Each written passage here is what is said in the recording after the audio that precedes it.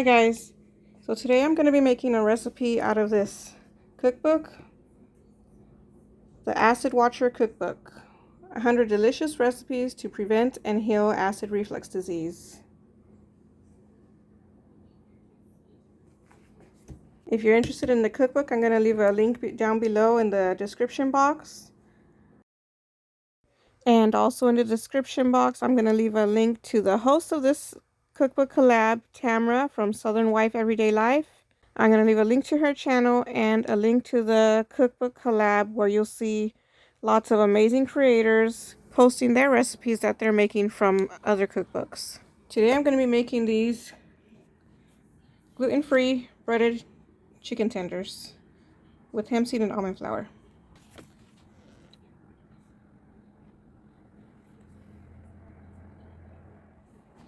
And these are the ingredients it calls for. It calls for some almond flour, and it says hemp seeds, but I don't have hemp seeds, so I'm going to just use the hemp seed hearts.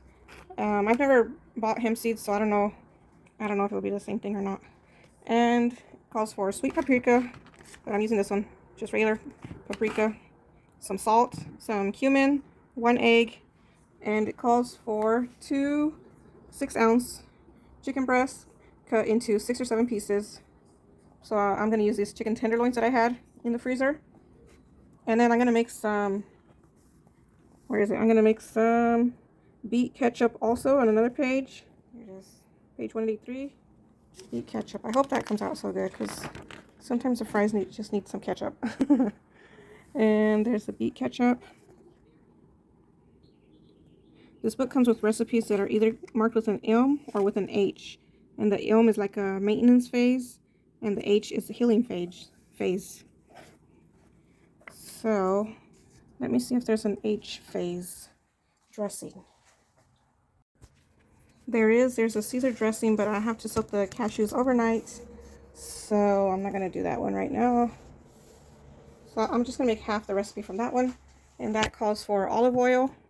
It calls for raw beets, but I don't have any, so I'm using the canned sliced beets, and I'm just going to use probably half the can. I'm going to use half the can, and then the rest I'll save for like a smoothie or something.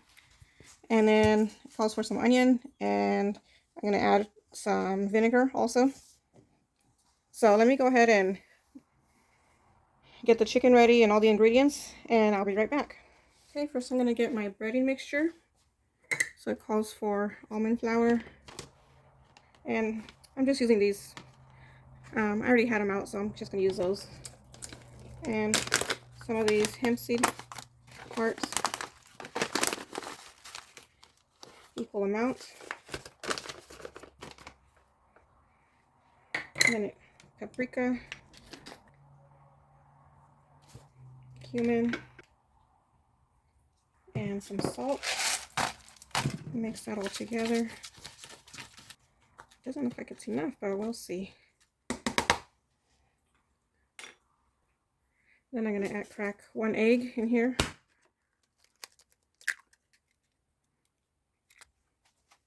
And whisk that up.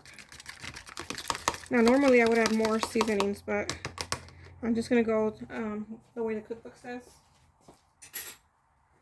And so next it says, let me see, preheat your oven to 400 degrees. Line the baking sheet with parchment paper. I don't have parchment paper, so I'm using foil. And I sprayed it with some cooking spray. And then dip each chicken tender into the egg, then into the breading, coating all sides, and then place it on the sheet. Okay, so we're going to do that.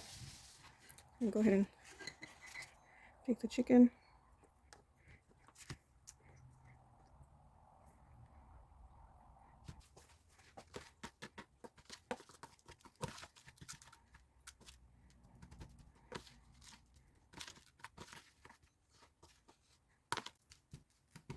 I'm going to pat it on there so that it sticks a little better.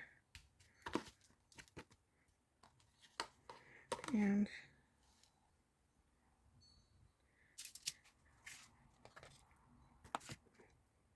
you want to use the same hand for dipping. Keep one hand clean and one hand you could use for dipping so that you don't get messy all over.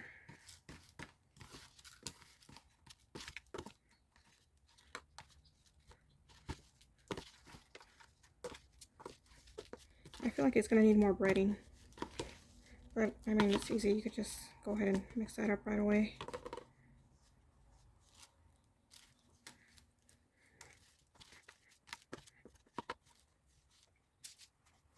I'm gonna go ahead and make like another half a batch of the breading, and this is why you want another clean hand. If you don't eat egg, you could use any kind of egg replacement, or just leave the egg out altogether. It should still stick to the egg, to the chicken. The breading should still stick to the chicken even if you don't use an egg. So here's the chicken, all breaded, and we're gonna see how they come out. They should be, usually like to make it crispy and nice and golden brown, you need like some kind of a fat on there. So that's what the hemp seeds are gonna help with. So I'm gonna go ahead and put those in the oven, 400-degree oven, for about 20 to 25 minutes. And clean this up. If you have any leftover breadcrumbs, you want to make sure you throw them out. You don't want to save them. You make sure you throw them out because they already had raw chicken in it, and the same with the egg. Okay, now that I've got the chicken tenders in the oven, I'm going to go ahead and make this beet ketchup. So in a medium skillet, I'm going to warm the olive oil over medium-high heat, add onions and salt, and saute for 2 minutes. Olive oil, onions. Okay, that wasn't hot. That wasn't preheated yet. And salt.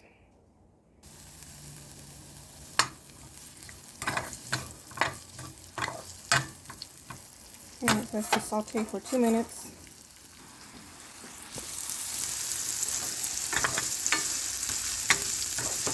And I'm just making half the batch this time, so you can store it in the fridge for about a week.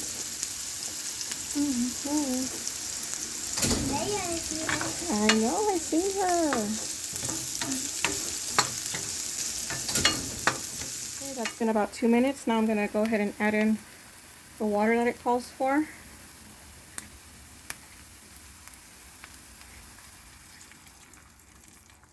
And it says to leave it here about 5 minutes or until the water has evaporated and the onion is soft. Now on to the next recipe to make the beet ketchup. I added about half the can of beets. And if you have raw beets, you have to, like in the oven, you would roast them and then peel them and then place them in here. It'd be about 2. If you're making the full recipe, it'll be 4, but I'm making half of the recipe, so it'll be about 2. And then some vinegar. And the beets are supposed to cut the acidity from the vinegar. And then the onions, as soon as they're done, I'm going to put them in here as well. So it's been about 5 minutes, and there's some water left still. The onions are getting soft, pretty soft. But the recipe said to wait till the water is evaporated, so I'm going to go ahead and wait a little bit more. Okay, I'm going to go ahead and call that done. It's been about 10 minutes. So I'm going to place it in the blender and blend it all together. Okay, so here's the beets, onion, salt, and vinegar. I'm going to go ahead and blend that up. Alright, now the chicken tenders are out of the oven. You can see one of them was starting to crisp up, to get golden. They'll look crispy. They look crispy. Look at that. You can see the bread coating right there.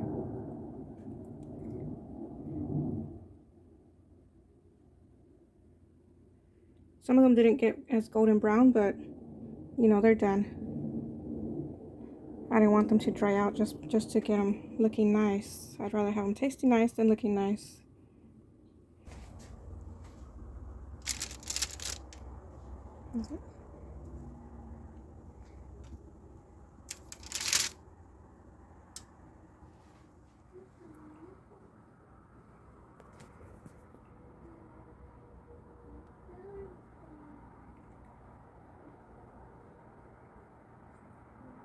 So here they are. They're gluten-free. So there's no white flour, there's no breadcrumbs, but they still came out really crispy and tasty. They're moist and everything. And I'm definitely gonna make these again. And then here's the sauce. As for this ketchup, I think it tastes good. I think it might taste better once it's been chilled for a while in the refrigerator. So I'm gonna try that as well. So I'm gonna go ahead and give it a try. Well, look at, let me, look at that. Even the small one is nice and